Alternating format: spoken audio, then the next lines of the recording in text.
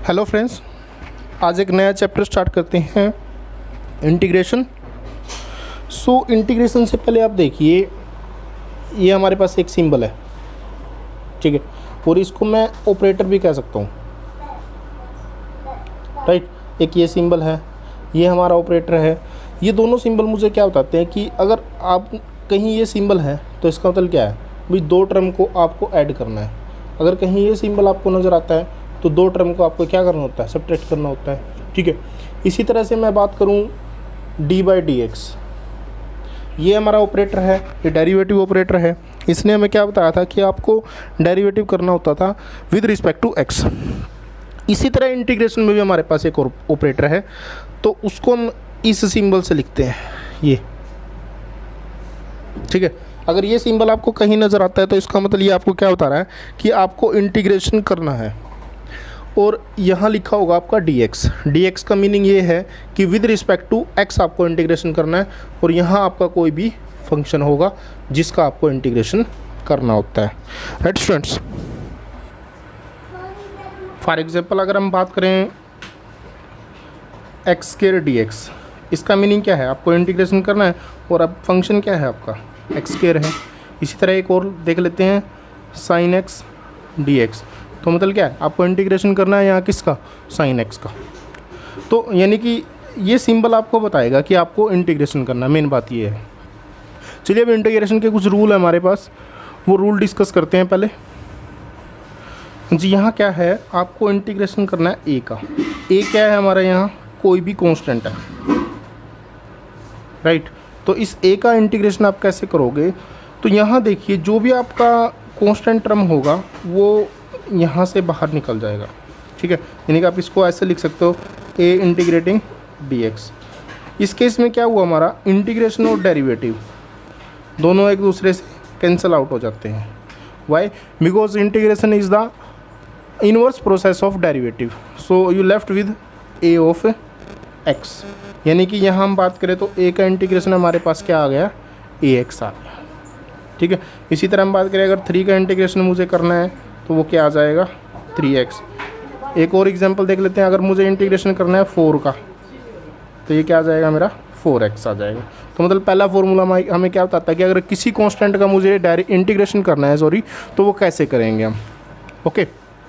तो देखिए second formula हमारे पास क्या आता है, इसका नाम रख लिया हमने, पावर फार्मूला रख लिया, जैसे आपके पास डेरिवेटिव में था। यानी कि अगर आपको इंटीग्रेशन करना है इस टाइप के फंक्शन का, ax + b raise to power n, ठीक है, तो इसका हमारा डायरेक्ट आंसर क्या आ जाता है, यहाँ dx है आपका ax + b to power n + 1, और यही चीज़ आपको डिवाइड में लिखनी है n + 1, और साथ में आपको क्या करना है बेसिकली, तो इसका डेरिवेटिव आपको यहाँ लिखना होता है। अगर कुछ बच्चे ऐसे सोच सकते हैं कि इसका कोफिशिएंट, तो भी एक ही बात है, ठीक है। यानी कि यहाँ आप क्या लिखेंगे, डेरिवेटिव ऑफ दिस फंक्शन, मतलब b का डेरिवेटिव क्या आ जाता है आपका, 0 आ जाता है। ax का डेरिवेटिव क्या होता है, a होता है, so right here a, okay.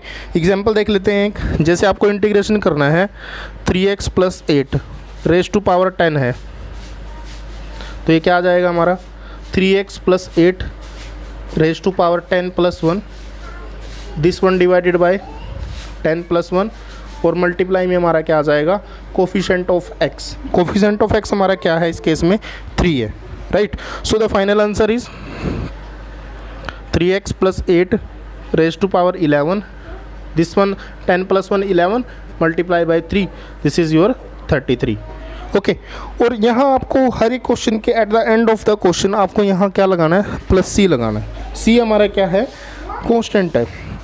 ऐसा क्यों करते हैं, क्योंकि यहाँ कुछ पार्ट इंटीग्रेशन का अभी सोल्व करना बाकी है, इसलिए हम उसकी प्लेस पे हम क्या लगा देते हैं, c लगा देते हैं।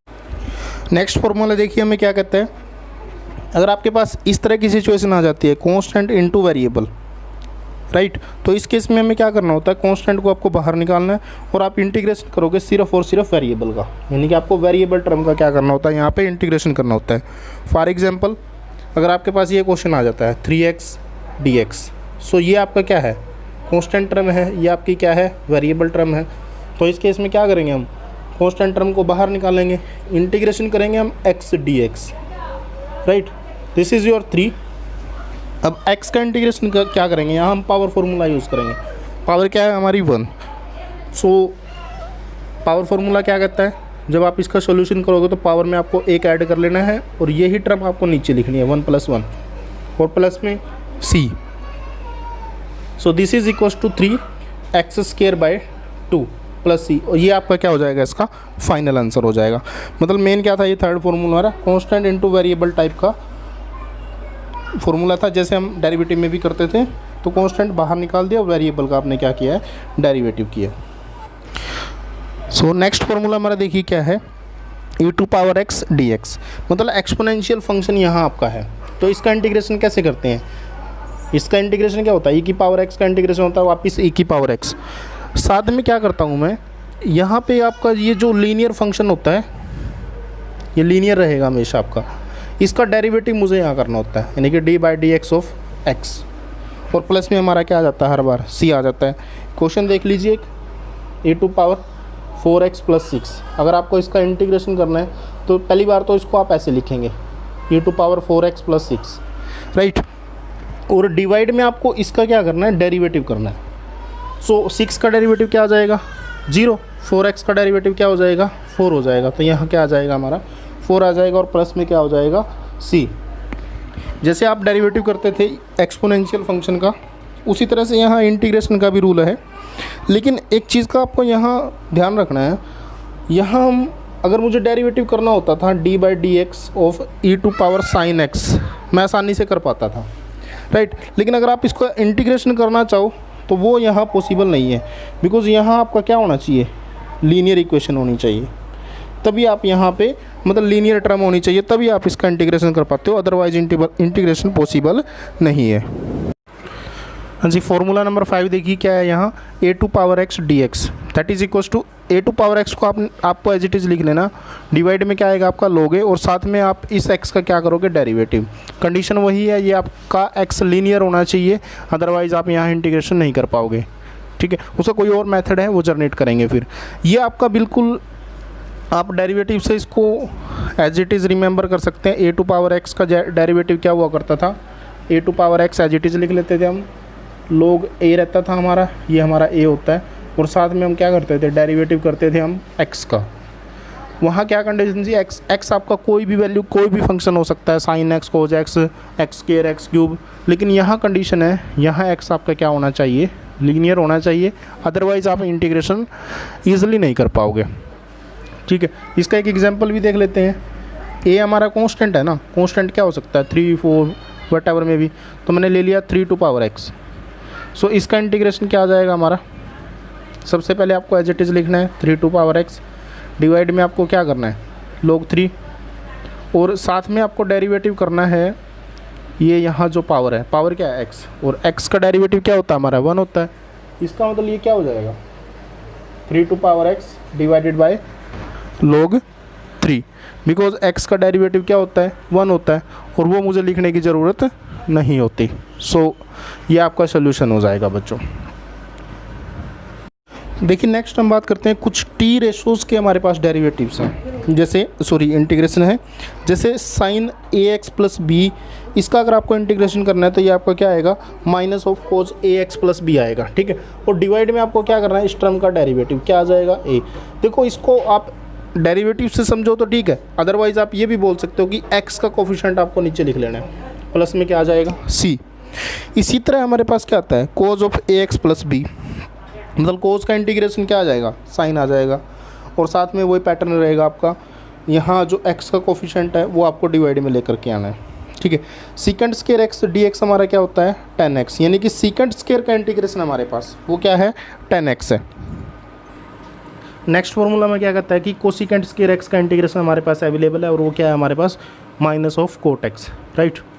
इसी तरह secant x 10x, ये हमारा क्या हो जाता है, secant x हो जाता है। cosecant x cot x हमारा क्या हो जाता है, -cosecant x हो जाता है। तो स्टूडेंट्स देखिए यहाँ क्या है, भी 10x का डेरिवेटिव क्या हुआ करता था, secant² x, cot x का अगर आप डेरिवेटिव की बात करो तो क्या था, -cosecant² x, सीकेंट एक्स का derivative secant x tan x, इसी तरह कोसिकेंट एक्स का derivative minus cosecant x cot x. यानी कि आप डेरिवेटिव के फॉर्मूले से इनको कंपेयर करके ईजिली आप इनको मेमोराइज कर सकते हैं, यानी कि इनको ध्यान रख सकते हैं। ठीक है स्टूडेंट्स, एक बात कॉमन वही रहेगी, अगर यहाँ आपका कोफिशिएंट आता है एक्स का तो वो आपको हमेशा नीचे लिखना है। इंटीग्रेशन करते वक्त आपको हमेशा नीचे कोफिशिएंट डाल देना है जो भी आएगा एक्स का। ओके, सो ये थे हमारे मतलब ट्रिग्नोमेट्रिक रेशो से रिलेटेड फॉर्मूलाज। नेक्स्ट फॉर्मूला देखिए स्टूडेंट्स, हमारा क्या होता है 1/x का इंटीग्रेशन हम कैसे करते हैं। सो 1/x का इंटीग्रेशन हमारा क्या होता है log ऑफ x, और प्लस में ये सी हमारा ऑलवेज रहता है।